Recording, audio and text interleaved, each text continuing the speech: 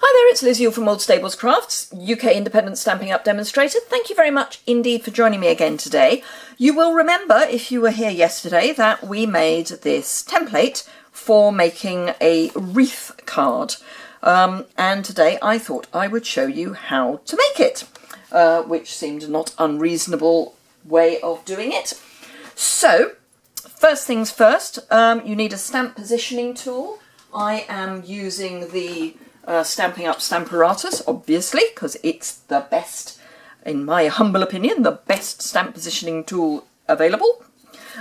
It comes with two plates, which I store one just in the tool and then one on top, and that keeps everything together but flat.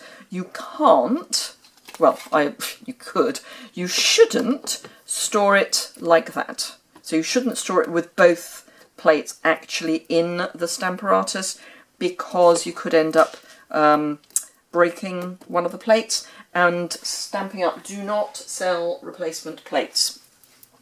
Whether they ever will, I don't know, but certainly at the moment they don't. So you get two plates, but because they are removable, you actually get four stamping surfaces, or four surfaces that you can put stamps onto, because you can flip them over. So, what else do you get? This I've made just out of a piece of grid paper. I can't remember why I've got that washi tape there, but I have a piece of washi tape there. You also get a foam mat, which is for when you use photopolymer stamps, because obviously they're not as thick as the red rubber, and this also gives you a bit of a push. It should go that way around. Gives you a bit of a push surface. So it's a good stamping surface. However, we do not need that today because we are making a card using red rubber. On the reverse of the Stamparatus, there are two spaces for magnets. I've covered mine with washi tape so that they're easier to pick up. What I would say is you never ever want to leave them just flat on your work surface, because if they're both flat on your work surface, they will potentially smash together, and when I say smash, I mean smash. We do sell replacement magnets for the very good reason that they have been known to break, because they have been put together or allowed to get together. I just want to move my template a bit. There we are, so that it's square into the edge there. Right, okay, the template stays put through this process. The thing that moves will be our piece of cardstock. I'm making this wreath, or, you know, something similar. So I am going to start with my 3.5 inch piece of cardstock here. And I'm going to use the same stamp set, which is the Perennial Birthday stamp set, and the first two images I'm going to pick are those two. And let me make sure I get this right.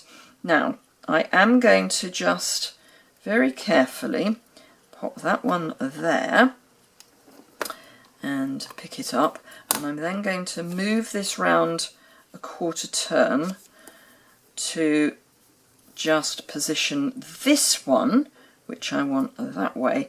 My advice would be that if you're going to do what I'm going to do now, which is do two at once, that you position your second one so that it's here, but with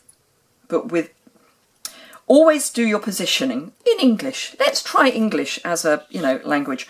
Always position your stamps so that it's on a straight edge, not a corner. So if I put that there, when I then move that round, it's not going to hit the card. So if I put it there, it will hit the card, is what I mean. So if I pop this plate in and pick that stamp up, then I've got that one going round nicely so that that will hit my straight edge when it's like that, which is what I need it to do, and this one will hit the straight edge when it's I'm going to sneeze like that. Excuse me.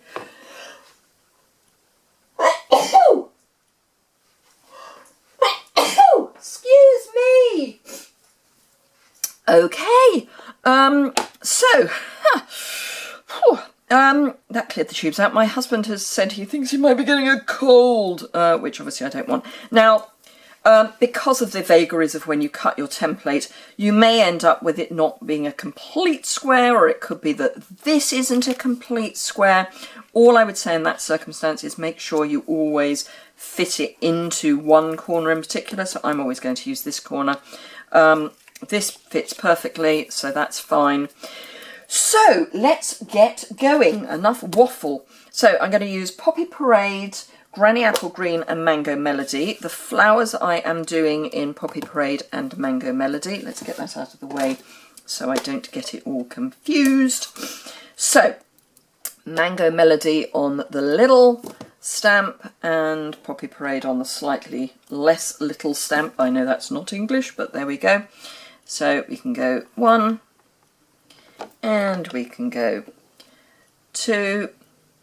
And that's not going to work because I've put that in the wrong place. Because when I turn that round, no, that's not going to work. I was trying to save time. Okay, we'll forget that. We'll do them one at a time. So we will do all of the Poppy Parade first. And I might then manage to slip in the Mango Melody when I've worked out in my brain. So all you do is you stamp it once. You turn it an eighth turn.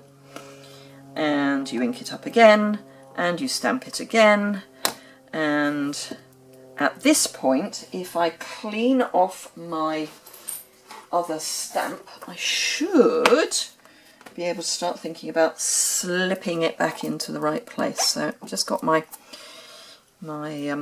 chamois, so I will clean that off and pop that there, and we can slip that in at some point in the not too distant future, which will just speed things up a bit. Right, so we've done that one. So, whoops, I need to turn it an eighth. Oh, no, I'm going in this. Oh, it helps if you keep going in the same direction, really, doesn't it? You'd think sometimes that I actually had a brain. I'm not quite sure when that would be, but sometimes you'd think I had a brain. So I'm going to just turn that one more time. And at this point, I'm going to tuck this in. So I want it kind of there. And I don't mind if it overlaps a wee bit. And in fact, I've got it so that the image is the other way round from when I did it originally. But if we do that, and then we go back to where we were, and this is just so that we can, oh, for crying out loud, pick up. Just so that I can sort of catch up with myself. We just fill in the gaps. And as I say, I don't mind if it overlaps a wee bit. That's absolutely fine. Now I'm going to bring something in, which is our new picker tool, which has got, and it's going to help me because I'm really struggling with this, one of the items it has got is a spatula, which will, all you do is you pop them in and you lock them in place, but it means I've then got something that I can pick things up with. So let us continue with our stamping. So ink, stamp, ink, oh, I've done that one.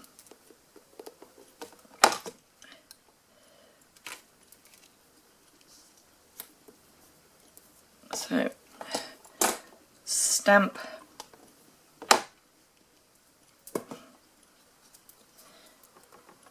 ink, stamp, turn,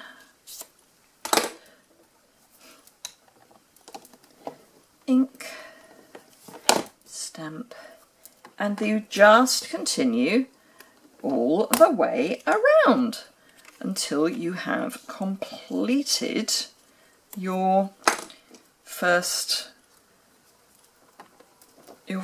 round. Now you can obviously do these just one at a time, but on the basis that if you're moving something, you might as well do 2 jobs when you've done it. I thought I would try and get 2 done at once. And it's just as simple as this. So it's time consuming, but it's not difficult. It's just a question of keep going round. Now obviously this I've got to fill in 2 of the Mango Melody because we started that one late. It was there, so that goes there.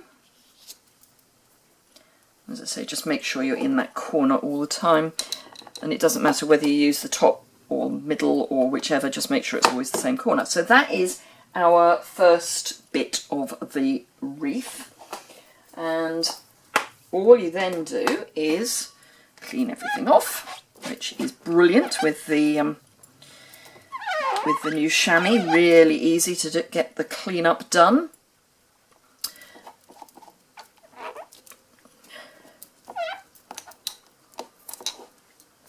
Pop away our stamps, I'll certainly take them away, and close up the ink pad before I do something stupid like, I don't know, lean in them. And then we can bring in, and I'll probably just do one of the leaf images, because otherwise, you know, it's about watching paint dry otherwise. So I'm going to bring out, oh actually I could use the bigger one if I'm only going to, could I actually, well that's, no, that's going to be too big. So we'll go back to one of the smaller ones. So this is a nice little image here. It helps, of course, if you put it the right way up. So I want it to just...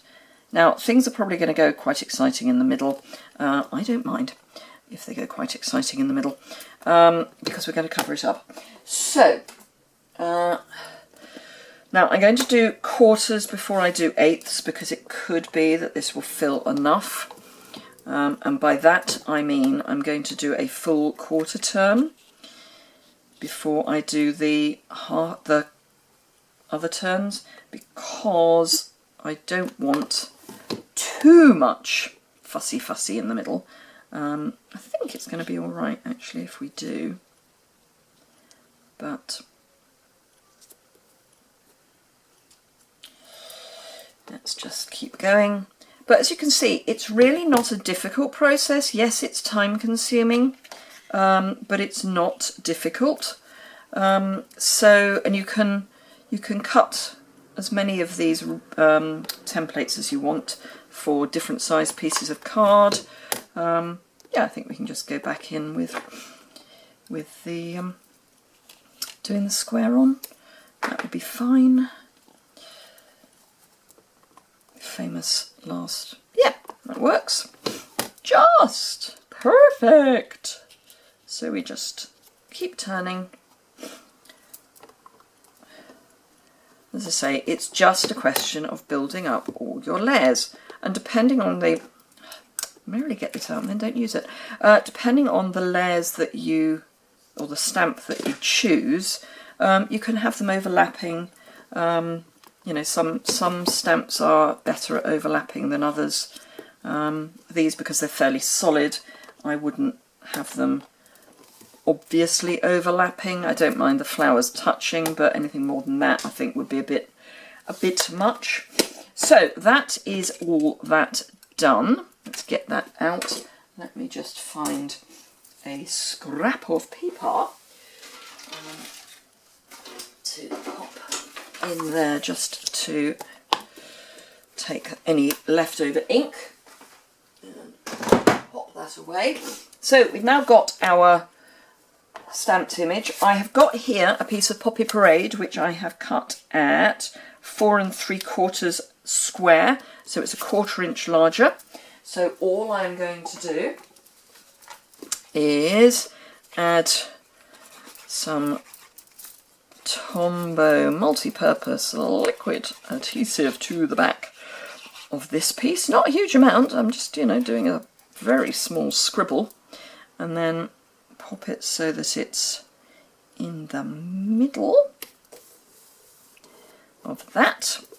And then I need a, sorry about that noise, I need a card base, which I'm actually going to stamp before I fold, thinking about it. Now you could use a Stamparatus again for the stamping of this, but for speed I'm going to just use a block. So this is an H block, and I've got one of the sentiments from the Perennial Birthday, which is the same I used before, which is "Today blooms just for you," which I thought was a nice sentiment. And it's one that's not actually straight, which is perfect, so it doesn't matter if it's crooked, and we all like those.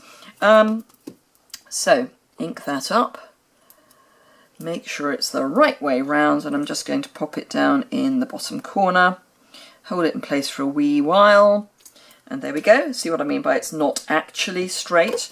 So it's a great one for just in case you're not quite sure that you're going to get it straight. We like that.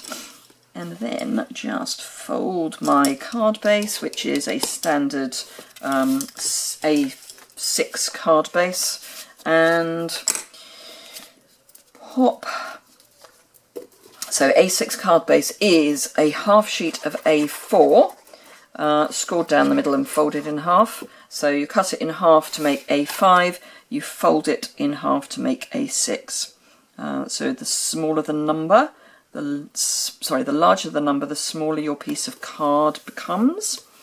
If you want large cards, then you go into the zeros and double zeros and goodness knows what.